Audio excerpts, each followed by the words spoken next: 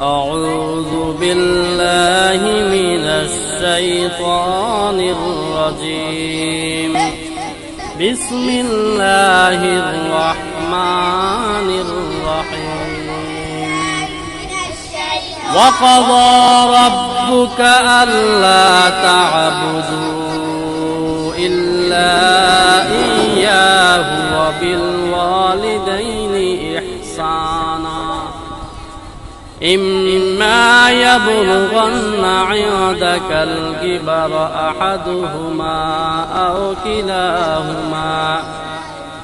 أو كلاهما فلا تقل لهما أف ولا تنهرهما وقل لهما قولا